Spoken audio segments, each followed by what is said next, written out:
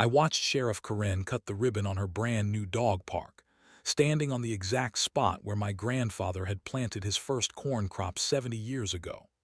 The crowd cheered as she smiled for the cameras, talking about community service and public good. But what they could not see was the water valve hidden behind the maintenance shed.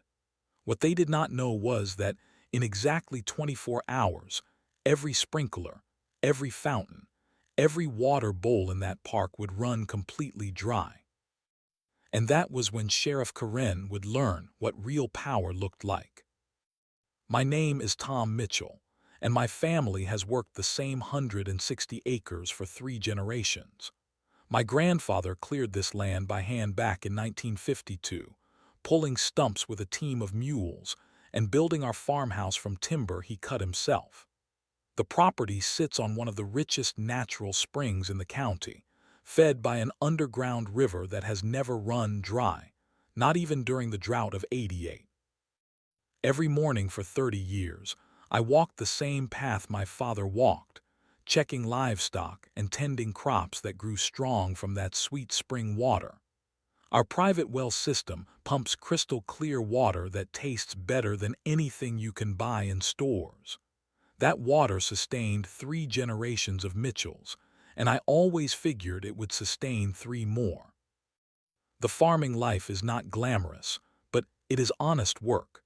You wake before dawn, you work with your hands, and you sleep knowing you have earned your rest. My wife Sarah and I raised our 2 children on this land, teaching them the value of hard work and the satisfaction of growing food that feeds families across our county. When Sheriff Corinne Morrison won the election last November, I actually voted for her. She campaigned on community improvement and smart development, promising to bring our small town into the 21st century while respecting our agricultural heritage. She seemed like exactly what we needed, a young leader with fresh ideas and the energy to make positive changes. Corinne was everywhere during her first months in office, attending town meetings, visiting local businesses, and making herself visible at community events. She had this way of talking about progress that made you believe she genuinely cared about making life better for everyone. Her enthusiasm was infectious, and even the old-timers who usually grumbled about any change started nodding along when she spoke. But there were small things that should have warned me. The way she studied properties during her community assessment tour, taking notes about undeveloped potential and underutilized resources.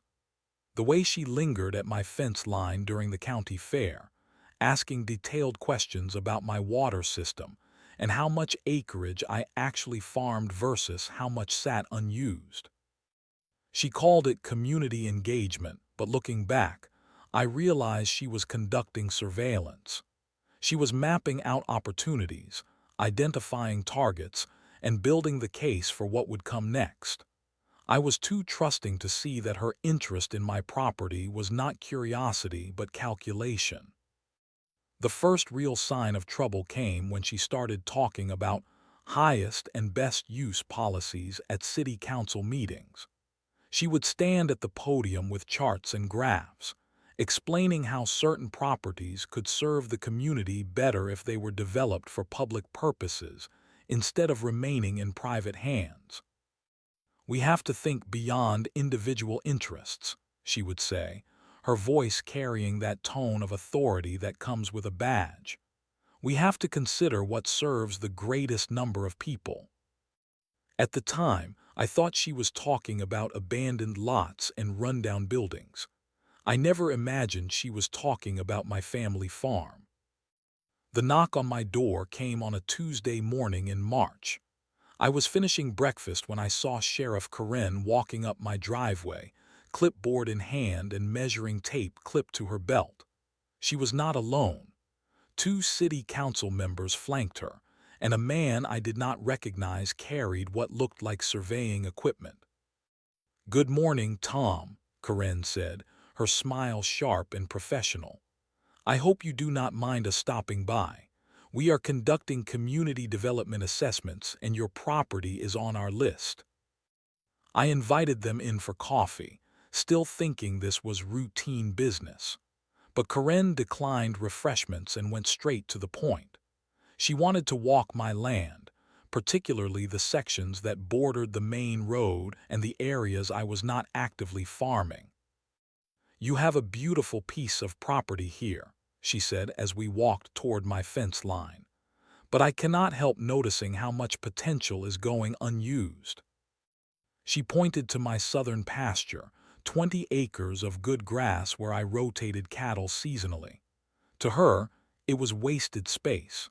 She gestured toward the gentle slope that led down to my pond, fed by the natural spring. To her, it was prime real estate for public facilities. The community has expressed significant interest in recreational opportunities, one of the council members explained. "We are exploring options for a multi-use park that could serve families throughout the county." I watched Corinne pace off distances and scribble notes, treating my family land like a blank canvas for her vision. She asked detailed questions about my water rights, my usage patterns, and whether I had ever considered selling portions of the property for development. "Of course, any community project would be a partnership," she said.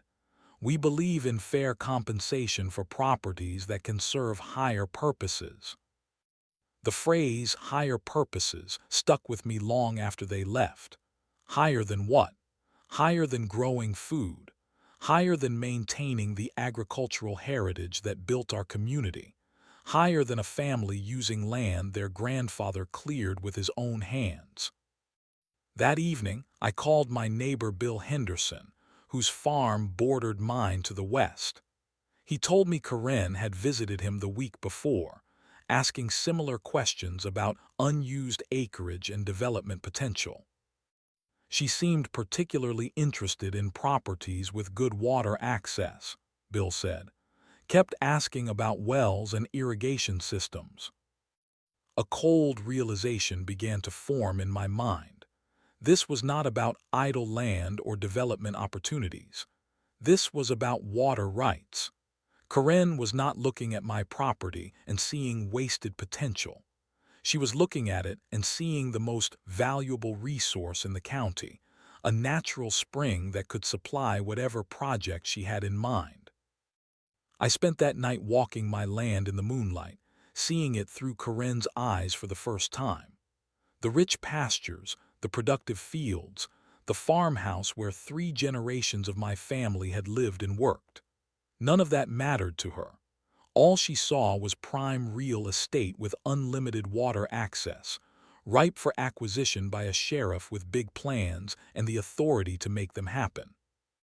The certified letter arrived 3 weeks later, bearing the official seal of our county government. My hands trembled as I read the heading, "Notice of Public Use Determination and Eminent Domain Proceedings."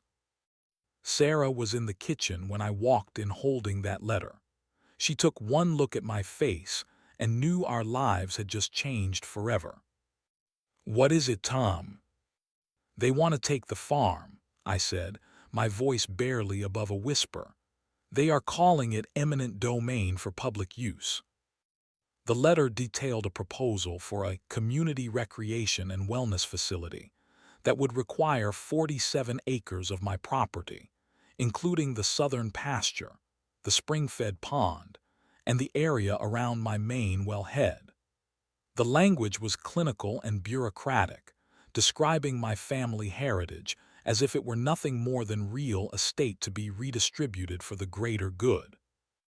Corinne called me that afternoon, her tone sympathetic but firm.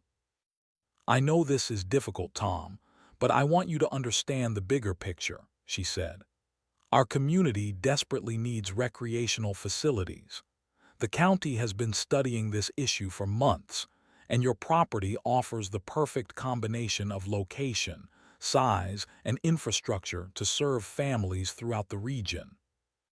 She explained her vision: a state-of-the-art dog park with separate areas for small and large breeds, walking trails, picnic facilities, and a community center. The spring-fed pond would become a scenic centerpiece, and the natural water supply would keep maintenance costs low for taxpayers. This is not just about dogs, Tom. This is about bringing families together, creating a destination that puts our county on the map. Imagine the economic impact, the tourism revenue, the quality of life improvements for everyone. I listened to her paint this picture of community paradise built on the ruins of my family farm, and all I could think about was my grandfather pulling stumps from that same ground with his bare hands. "What if I do not want to sell?" I asked. Corinne's voice hardened just slightly. "Tom, I hope we do not have to go down that road.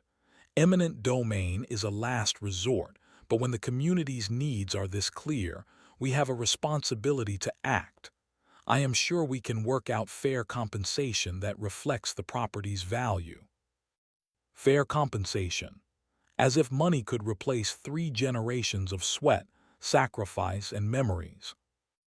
I hired a lawyer within the week, a man named Robert Hayes who specialized in property rights and eminent domain cases.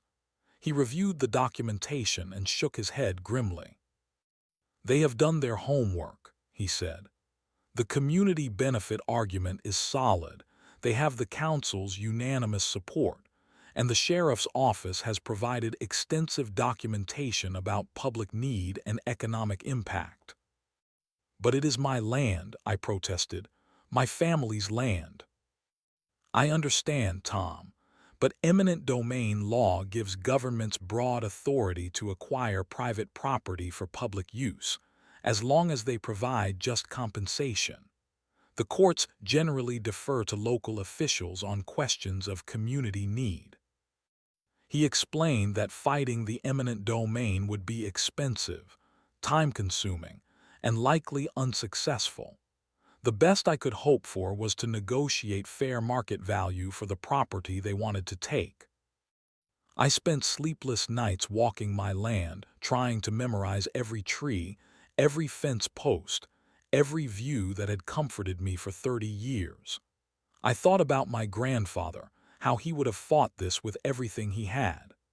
I thought about my children, who would inherit a diminished legacy because I was not strong enough to protect what he had built. But the more I researched Corinne's project, the more questions I had. Why did a dog park need 47 acres? Why was the water supply such a central feature of every presentation? Why were the construction contracts being awarded to companies I had never heard of, owned by people with the same last names as Corinne's relatives? This was not about community recreation. This was about something much more valuable than dog runs and picnic tables. This was about seizing control of the most reliable water source in the county, and Corinne was using her badge and the power of eminent domain to steal it legally. The final court hearing lasted exactly 43 minutes. Judge Williams reviewed the case with the detached efficiency of someone processing routine paperwork, not someone deciding the fate of a family's legacy. Corinne sat in the front row with her legal team, calm and confident, occasionally nodding as the judge recited the legal justifications for seizing my land. "The court finds that the proposed public use meets the legal standard for eminent domain proceedings," Judge Williams announced. "The defendant will receive fair market compensation as determined by independent appraisal, and transfer of the designated acreage will be completed within 90 days. Sarah squeezed my hand as the gavel fell, but I felt numb. 3 generations of Mitchell family history had just been reduced to a legal transaction. 47 acres of my soul sold to the highest bidder in the name of community progress. Corinne approached me outside the courthouse, her expression serious but victorious. "Tom, I want you to know this was not personal," she said. "Sometimes progress requires difficult decisions, but I believe this project will transform our community for generations to come." I looked into her eyes and saw no doubt, no regret, no acknowledgement that she had just destroyed my family's legacy for her political ambitions. I hope you can understand that I am doing what I believe is best for everyone, she continued. No, I said quietly, you are doing what is best for you. The next 3 months passed like a nightmare I could not wake up from. The appraisal came in lower than expected, barely enough to pay off the remaining mortgage on the entire farm after I accounted for legal fees and taxes. I watched surveyors stake out boundaries, cutting my property into pieces like a pie. The grand opening ceremony was scheduled for Memorial Day weekend, and Karen made sure everyone in the county knew about it. The local newspaper ran a front-page story about the community recreation facility that would put our small town on the map. Karen was photographed at the construction site, wearing her sheriff's uniform and hard hat, explaining how the project would boost tourism and create jobs. What the newspaper did not report were the construction contracts I had researched. Morrison Concrete and Landscaping, owned by Karen's brother-in-law. Morrison Family Construction, owned by her cousin. Morrison Irrigation Systems, owned by her uncle. Hundreds of thousands of dollars in public contracts flowing directly into Karen's extended family, all paid for with my stolen land. I attended the grand opening despite Sarah's protests. I needed to see what my grandfather's farm had become, needed to witness the celebration of my family's destruction. Karen cut the ribbon with golden scissors, while a crowd of families cheered and children ran toward the playground equipment installed where my grandmother's vegetable garden used to grow. She gave a speech about community service and public dedication, standing 20 feet from the wellhead that had supplied water to my family for 3 generations. This facility represents the best of what we can accomplish when we put community needs ahead of individual interests, she announced to applause. I watched families spread picnic blankets on grass growing from soil my grandfather had tilled by hand. I saw children playing on equipment purchased with money from the forced sale of my heritage. I listened to Karen accepting praise for her vision and leadership, transforming theft into triumph through the magic of political rhetoric. But what struck me most was the elaborate irrigation system feeding the park's landscaping. Sprinkler heads every 20 feet, automatic timers controlling water flow to maintain the perfect green grass that made such beautiful backdrops for family photos. Water fountains for dogs scattered throughout the facility, constantly circulating fresh water to keep pets happy and hydrated. This entire project, from the carefully maintained landscaping to the basic operations of the facilities, depended on unlimited access to fresh water. Karen had built her monument to community service on my family's spring, assuming that seizing the land automatically gave her control over the water that fed it. That night, I made a decision that would change everything. If Karen wanted to play legal games with my property, then I would study the rules more carefully than she had. If she wanted to use her badge to legitimize theft, then I would use the law to legitimize justice. And if she thought that taking my land gave her ownership of everything beneath it, she was about to learn a very expensive lesson about water rights law. I spent the next 2 months becoming an expert in something I had never needed to understand: the legal distinction between surface property rights and subsurface water rights. Most people assume that owning land means owning everything above and below it, but water law is far more complicated than simple property ownership. My lawyer Robert Hayes was surprised when I called him back, asking not about appealing the eminent domain ruling, but about researching water rights documentation. "Tom, what exactly are you thinking?" he asked. "I want to know if taking my land automatically gave them my water," I said. Robert was quiet for a long moment. That is a very interesting question. Let me do some research. What he discovered changed everything.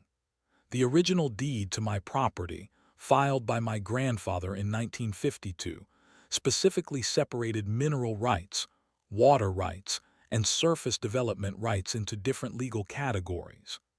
This was common practice for rural properties in our state, designed to protect farmers from having their water supply seized by mining companies or developers.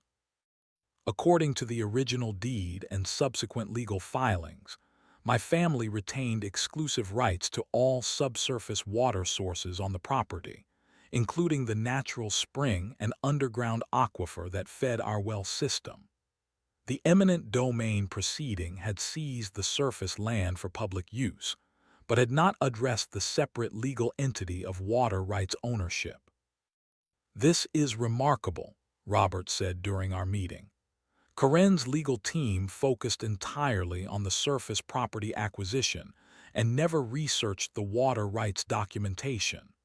They assumed that taking the land automatically included access to all resources, but that is legally incorrect. I had him file a comprehensive water rights claim with the state, documenting my family's exclusive ownership of the underground water source that fed the spring. The process took weeks, but when the official documentation came back, it confirmed what the original deed had established. I owned the water, regardless of who owned the land above it. The next step was practical rather than legal. I hired a well drilling company to install monitoring equipment and control valves that would allow me to regulate water flow from the underground source. The crew worked carefully, installing the systems on the edge of my remaining property where it bordered the new park. "You sure you want shut-off capability on your own well?" the drilling foreman asked. "I want complete control over my water," I said. Within 6 weeks, I had transformed from a defeated farmer mourning his stolen land into a strategic opponent, with legal documentation and physical control over the resource that made Corinne's entire project possible. Every gallon of water flowing through the park's irrigation system, every drop filling the dog fountains, every bit of moisture keeping the landscaping green and beautiful flowed through pipes and valves that I alone controlled. The irony was perfect. Corinne had used the law to steal my land, confident that her authority and political connections made her untouchable. But she had overlooked the one detail that would give me power over her entire project: the difference between owning property and owning water. I spent hours studying the park's irrigation schedules, mapping out peak usage times, and identifying the systems that would fail first when water pressure dropped. I researched the maintenance contracts and identified which of Corinne's relatives would be responsible for explaining to angry taxpayers why their expensive new facility was not functioning properly. But most importantly, I waited for the perfect moment to demonstrate that real power comes not from badges or political connections, but from controlling resources that cannot be replaced. Corinne had stolen my land through legal manipulation and abuse of authority. Now I would use legitimate legal rights to show her what it felt like to lose something precious. The community was about to learn that their beautiful new dog park had been built on a foundation of corruption, and that justice sometimes comes from the most unexpected directions. I chose the hottest Saturday in July to make my move. The temperature was forecast to reach 98 degrees, and the park was packed with families seeking relief in the shade of trees that grew strong from my family's spring water. At exactly 10:30 in the morning, I walked to the control valve system installed at the edge of my property and slowly turned the main water supply to the closed position. Within minutes, the sprinkler systems throughout the park began to sputter and fail. I had positioned myself where I could watch the chaos unfold. The first sign of trouble was the automatic irrigation timers clicking on to water the landscaping, but producing only weak spurts before going dry completely. Then the dog water fountains began to empty, leaving confused pets and frustrated owners wondering why the facilities were not working. By 11:15, park maintenance workers were running between failed systems, trying to diagnose what they assumed was a mechanical problem. By noon, someone had called Sheriff Karen. She arrived with two deputies and a city maintenance supervisor, her face flushed with heat and anger. I watched her survey the dying grass, the empty water bowls, and the increasing number of complaints from park visitors who had driven from across the county to use the facilities her department had promoted as state-of-the-art. "Tom," she called out when she spotted me standing near my fence line, "what the hell do you think you are doing?" I walked over slowly, carrying a folder of legal documents and maintaining the calm confidence that comes from knowing you are operating within your rights. "Good morning, Sheriff Morrison," I said politely. "Beautiful day for the park, is it not?" "Cut the act, Tom. You know exactly what is happening here. Turn the water back on right now." "I am afraid I cannot do that," I replied, opening my folder. "You see, after studying the legal documentation more carefully, I discovered something interesting about water rights and property ownership." Karen's face darkened as I handed her copies of the water rights deed, the state filing confirming my ownership, and the legal opinions supporting my exclusive control over the subsurface water source. "This is ridiculous," she said after scanning the documents. "You are sabotaging a public facility." "No, Sheriff. I am exercising my legal rights over my private property. The eminent domain proceeding seized surface land for public use, but water rights were never addressed because they are a separate legal entity." One of the deputies stepped forward, his hand resting on his belt. "Sir, you need to restore water service to this facility immediately." I looked directly at Karen. "Deputy, I suggest you check with your sheriff about the legal authority for that order, because according to state water rights law, I have exclusive ownership and control over this underground water source, regardless of who owns the surface property."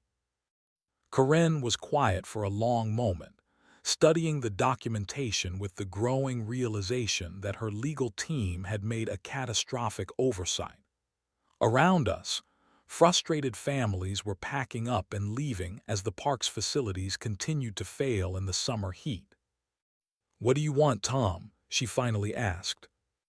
"I want recognition that this project was built on stolen land through abuse of eminent domain powers. I want acknowledgement that the construction contracts were awarded to your relatives through corruption. And I want the community to understand that their sheriff used her badge to line her family's pockets at the expense of a neighbor's heritage."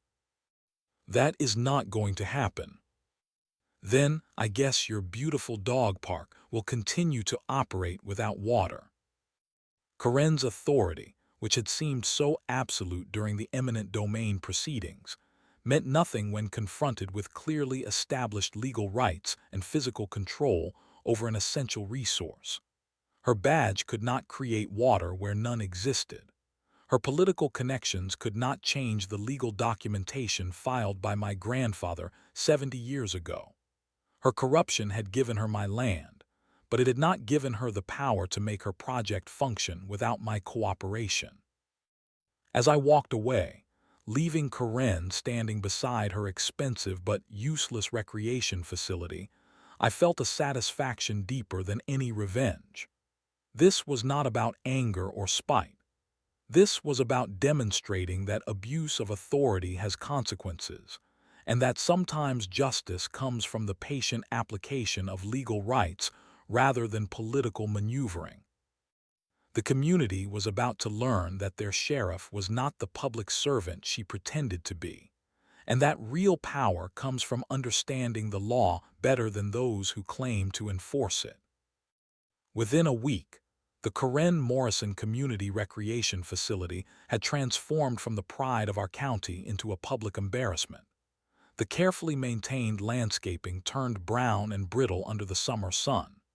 The dog water fountain stood empty, creating frustrated pet owners and negative reviews on social media. The picnic areas that had hosted family gatherings became dusty, unappealing spaces that drove visitors to other counties for recreation. Local news picked up the story when families began complaining about the non-functional facilities their tax dollars had funded. The headline in our weekly paper read, "New dog park faces water crisis, unclear resolution timeline." Karen tried to manage the crisis through public statements, claiming the water issues were temporary mechanical problems being resolved by maintenance contractors. But as days turned into weeks with no improvement, community members began asking harder questions about how a multi-million-dollar facility could be built without securing reliable water access. The breakthrough came when Bill Henderson, my neighbor whose property had also been surveyed by Karen, attended a city council meeting to voice his concerns about the failed park project. "I think we need to understand how this facility was planned and approved," Bill said during public comment. "If basic infrastructure like water supply was not properly secured, what other oversights might have occurred?" That opened the floodgates. Other residents began researching the project's planning documents, construction contracts, and approval processes. What they discovered was a pattern of corner cutting, insider dealing, and conflicts of interest that extended far beyond my stolen farmland. Nancy Williams, a retired accountant, presented detailed analysis showing that Morrison family companies had received over $400,000 in contracts related to the park construction. The concrete work, landscaping, irrigation installation, and ongoing maintenance were all awarded to businesses owned by Karen's relatives, often without competitive bidding. This appears to be a systematic effort to channel public funds to private individuals through abuse of the sheriff's authority, Nancy told the packed council meeting. Karen attended that meeting in full uniform, sitting in the front row with her arms crossed and her jaw set. She tried to defend the project during public comment, but her explanations sounded increasingly desperate as residents peppered her with specific questions about the planning process and contractor selection. "The community asked for recreational facilities, and we delivered exactly what was requested," she said. "These temporary water issues will be resolved shortly, and families will once again have access to world-class amenities." But the community was no longer buying her explanations. Too many people had driven past the brown, dying park. Too many families had made plans only to find non-functional facilities. Too many taxpayers had learned that their money had been funneled to the sheriff's relatives through a project built on land seized from a neighbor who had farmed it for 3 generations. The state attorney general's office opened an investigation into the eminent domain proceedings and contract awards after receiving multiple complaints from county residents. Local media began referring to the facility as Karen's Folly rather than its official name. Most painful for Karen was the loss of political support from people who had initially praised her leadership and vision. The same community members who had applauded her ribbon-cutting ceremony now questioned her integrity and competence. She made several attempts to negotiate water access with me, each time becoming more desperate as the political pressure intensified. "Tom, we need to find a solution that works for everyone," she said during one phone call. "Surely we can reach some accommodation." "Sheriff Morrison, I am open to discussing terms," I replied. But any agreement would need to include acknowledgement of how this project was conceived and implemented. What kind of acknowledgement? Public admission that eminent domain was abused to benefit your family financially. Full disclosure of the contract awards to your relatives, and formal apology to the community for misleading them about the nature and purpose of this project. The silence stretched long enough that I thought she had hung up. That is not going to happen, Tom. Then I guess the park will remain non-functional. Each passing day strengthened my position while weakening hers. The failed facility stood as a daily reminder of her overreach and corruption. The community's growing awareness of the truth behind the project made her previous authority seem hollow and illegitimate. Justice was coming not through dramatic confrontation, but through the slow, steady exposure of truth and the natural consequences of abuse of power. Karen Morrison's resignation came on a Thursday morning in late September, delivered via a terse press release citing personal reasons and a desire to spend more time with family. But everyone in the county knew the real reason. The state attorney general's investigation had found evidence of corruption, abuse of eminent domain powers, and conspiracy to channel public funds to private individuals through fraudulent contracts. The investigation revealed that Karen had identified my property, not because of community need for recreation, but because her family's construction businesses needed a major public project to stay financially viable. The dog park was simply the vehicle for transferring taxpayer money into Morrison family bank accounts, and my family's spring water was the resource that made the entire scheme attractive. Federal charges followed within the month: conspiracy to commit fraud, abuse of public authority, and violation of civil rights under color of law. Karen's political career, which had once seemed destined for higher office, ended in handcuffs and perp walks covered by regional news outlets. The community's response was swift and decisive. The city council passed a formal resolution apologizing to my family for the abuse of eminent domain powers and acknowledging that the park project had been conceived and implemented through corruption rather than legitimate public need. Mayor Patterson visited my remaining property personally to deliver the apology and discuss restoration options. Tom, we know we cannot undo what was done to your family, he said, but we want to make this right to whatever extent possible. The solution we negotiated satisfied both justice and community need. I agreed to provide water access to the park facilities under a formal lease agreement that paid fair market rates and included specific terms protecting my rights and interests. The revenue from the water lease would help offset the financial losses from the forced land sale. More importantly, the failed dog park was redesigned as the Mitchell Family Agricultural Heritage Center, honoring my grandfather's legacy and educating visitors about the farming traditions that built our community. The recreation facilities remained, but they were integrated into displays and programs that told the story of rural life and the importance of protecting property rights.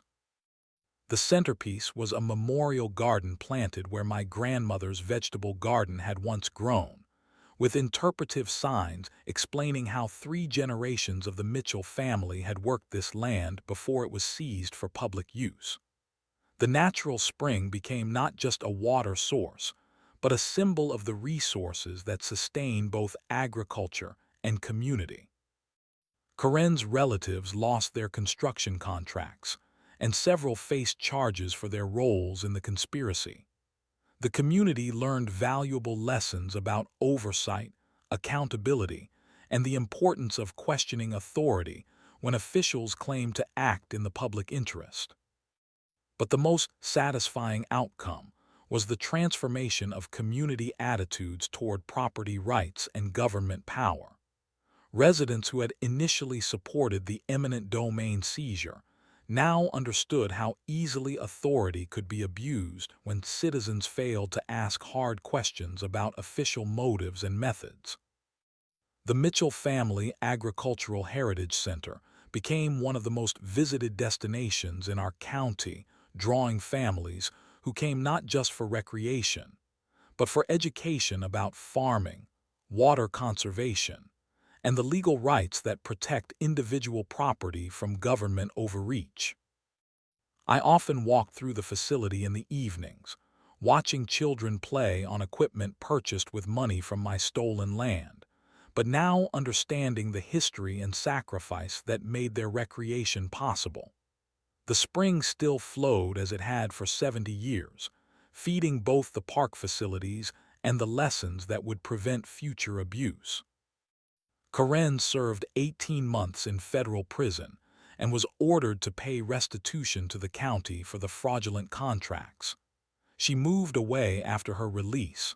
Her law enforcement career permanently ended and her reputation destroyed. My family's water rights were stronger than ever, legally documented and physically protected in ways that would prevent any future attempts at seizure or manipulation. The community had learned to distinguish between legitimate public service and corruption disguised as progress. Most importantly, 3 generations of Mitchell family heritage had been honored rather than erased, transformed from private loss into public education about the values and rights that make communities strong.